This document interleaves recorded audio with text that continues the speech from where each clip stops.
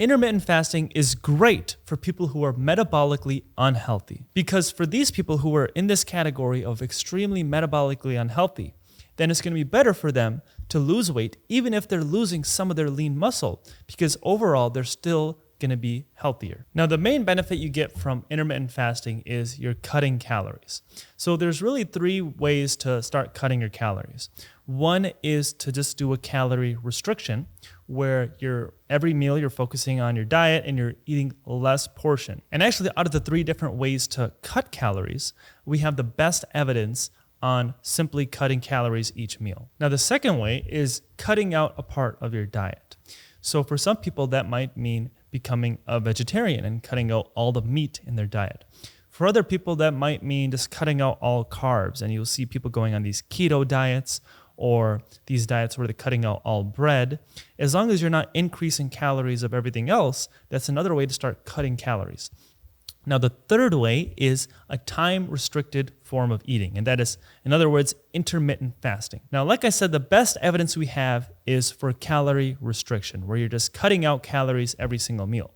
But this is also the hardest way to cut calories, because over time, you might start to feel hungry and you might start to overindulge on different foods. But the easiest way to start cutting calories is intermittent fasting. Now, one of the benefits you get from cutting calories, for example, by doing fasting, is your insulin levels will drop. Because when you're fasting, you're not eating. So there's no food coming in to trigger any sort of insulin response. So for someone that has some sort of metabolic disorder, for example, like type 2 diabetes, where your insulin is getting less and less sensitive, meaning your insulin is not working as well, this can be a great way to try to get back in the right track. Fasting can also help empty out fat from the liver and enter a state called starvation ketosis. This is basically where over time your body starts breaking down more fat and help you lose fat. And also when you start breaking down more fat, you have more of these ketones that start circulating throughout your body, and this can also turn down your hunger. So having more of these ketones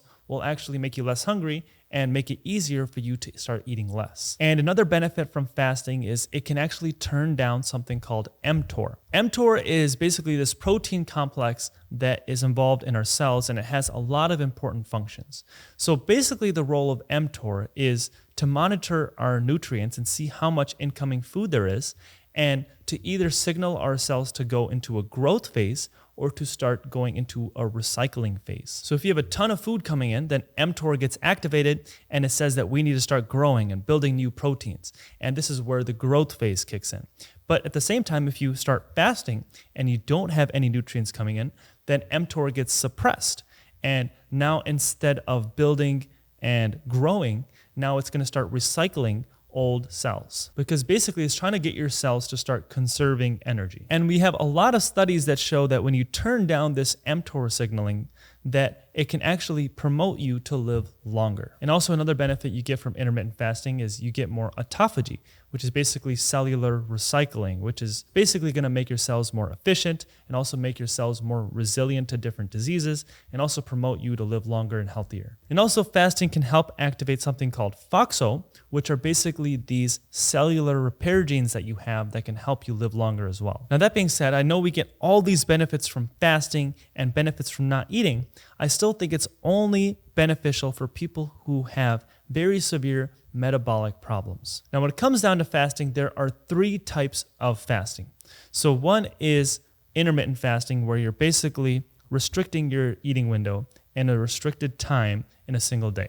The second type is alternate day fasting, and the third type is a hypocaloric fast. So I'm going to go over all 3 of these types of fasting in detail, so stick around. So again, the first type of fasting is shortening your eating window. So when you're shortening your eating window, there's really a ton of different variations of doing this, and there's no right or wrong way of doing this. A typical way of doing this is a 16-8 fast, or in other words, where you're fasting for 16 hours of the day and you're eating only in 8 hours out of the day.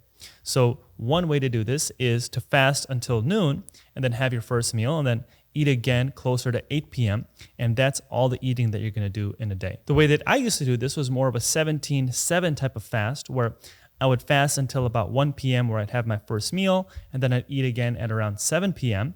And then that would be all the eating that I do in that day. And there wasn't a particular reason why I did this. It was more just to fit my work schedule. But again, as I said before, I stopped doing this recently. Now, the thing with this type of fasting is it only works if you make the eating window small enough. So you don't want to make it any longer than 8 hours. So if you're trying to get the benefits from this fasting and you extend that eating window beyond 8 hours, then you really don't get any of the benefits from it. And actually, if you want to get enough of a calorie deficit, then you might even want to go a little bit smaller. You might want to go down to a 6-hour eating window.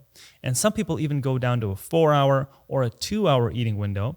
And in these situations, you're really only going to have one meal in a day. Now, if you're trying to get a calorie deficit, this is probably one of the easiest ways to do it because you're not really focusing on what you're eating. Now you're just focusing on when you're eating. So you look at the clock and you say, it's time to eat. Then you can eat whatever you want. Then you can go back to doing your business. As long as you are in your eating window, you can eat. And if you're not in your eating window, you can't eat. Now, one gripe I have about this shortened eating window is that it really became popular after studies on mice. And that's actually how this 16-8 model became so popular. So they would feed these mice in an 8-hour eating window, and then these mice would fast for 16 hours out of the day. But the problem is that mice are very different than humans. A mouse will only live about 2 to 3 years, and they can survive only about 48 hours without eating.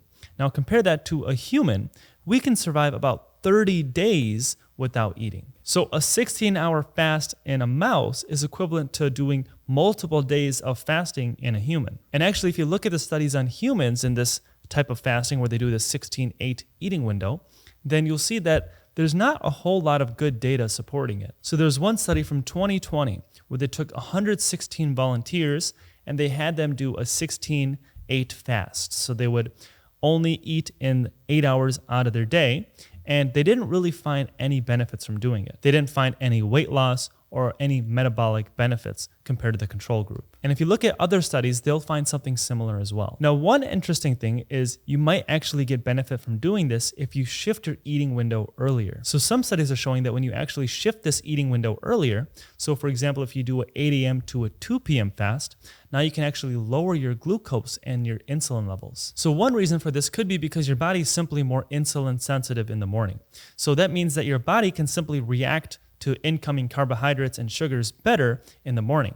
So if you want to start to eat more carbohydrates, it's actually better to do this in the mornings because this is where your body can try to take control of that better. But that being said, if you look at the studies show that it's better when you fast for a longer period of time. So we're going to get into the other types of fasting.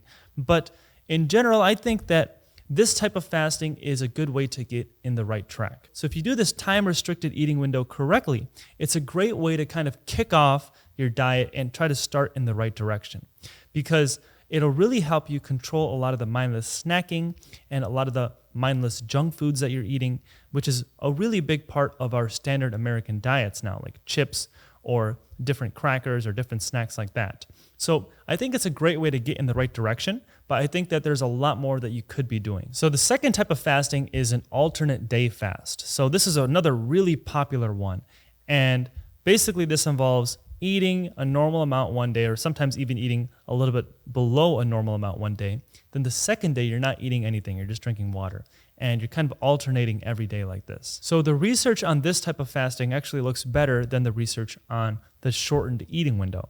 And one reason for that is simply because you're fasting for a longer period of time. So you get a lot of those benefits that we mentioned earlier of not eating. But one thing I want to focus on with alternate day fasting is you want to make sure you're not losing any lean muscle when you do it this way. Because if you start to lose lean muscle, then I think that it's time to either abandon or change your course of fasting.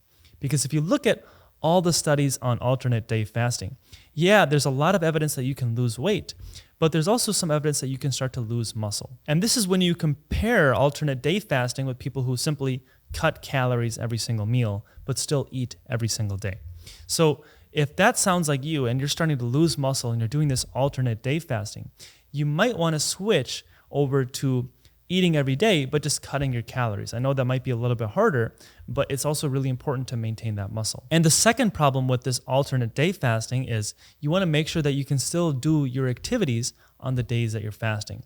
Because again, if you look at the studies, you'll see that a lot of people simply do not have as much energy on the days that they're fasting. And actually, these effects get more pronounced when you do even longer fasts. So people who do longer day fasts, like multiple days at a time, they tend to have less and less activity as the days go on when they're not eating. And actually, the effects of losing muscle also increase the longer you fast. So if you increase your fast from 1 day to 2 days to 3 days, then you're gonna risk losing more and more muscle. So I think for anyone that's trying to start fasting, I think they should really focus on still eating enough so that they're getting enough protein, but also make sure that they're still able to do activity when they're fasting.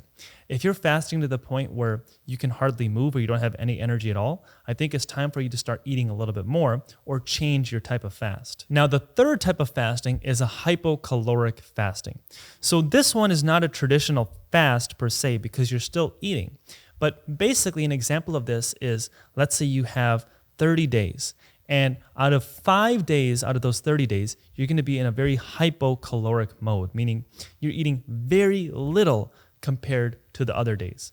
So you're eating enough just to quench any of the extreme hunger pains, but that's about it. You're not eating to the point where you feel satiated at all. So this is kind of like a form of calorie restriction, but it's basically very extreme way of restricting your calories in just a very short time frame. Now, this is a little bit easier than calorie restriction in general because you're not doing it for a long period of time. You just have to get through that 1 week or those 5 days in the month.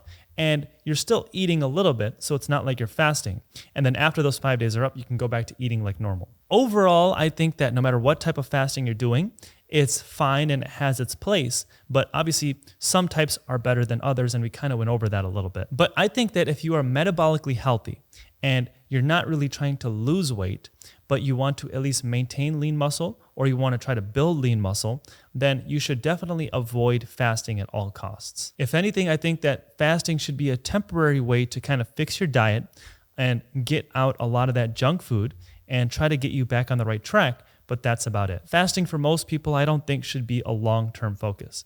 Now, if you are very metabolically unhealthy, this is where I think fasting can have a lot of benefits, but you want to make sure that you're fasting correctly. So you don't want to break your fast by eating a ton of junk food and eating a ton of food that you normally wouldn't eat. When you're breaking your fast, you want to have a normal meal. And that's the whole point of fasting because now you're cutting your calories. Because if you're eating normally 3 meals in a day, but now you cut it down to 2 meals in a day, but you don't increase the portion of either of those 2 meals, then you just effectively cut out a whole meal from your diet. And now you're just basically restricted your calories that amount. And I think that if you are a metabolically unhealthy person, this can really help you get on the right track because now you can start to control your insulin levels and now you can start to get your metabolism working again to where now you might not have to do this fast for a long period of time. But at least for that time to get in the right track, then you can do that fasting. Because people who are metabolically unhealthy, they are very insulin resistant, meaning their insulin in their body simply does not work that well. So if they eat sugar or they eat carbohydrates, it's going to be way more likely to get stored as fat. They're going to have a way harder time of burning fat.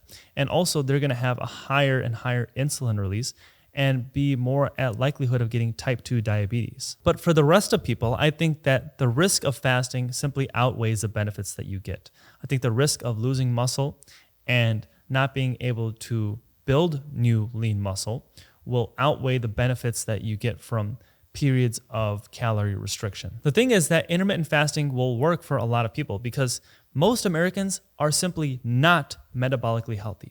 And this goes into the whole standard American diet and people snacking on foods throughout the day and having a more lazy lifestyle where they're not working out. So for a lot of people, fasting will still work. So I don't want to discourage you from doing it if it's working from you. Just remember that no matter what, if you are fasting or if you're not fasting, the most important nutrient that you need to focus on is your protein. And this is the most important nutrient that a lot of people are forgetting to add in their diets. And this is the biggest nutrient that people are lacking in their diets, especially as they get older. So no matter what, make sure you focus on your protein and make sure you're getting enough protein and getting a lot of those essential amino acids in your meals. Most people do eat too much food, but they still don't eat enough protein. Your vagus nerve is basically this giant nerve that travels from your brain and travels to your organs and travels to your abdomen. This vagus nerve is very important because it can control all of these organs and it can sort of turn them on or off, and it does this in response to stress. For example, if someone is exposed to very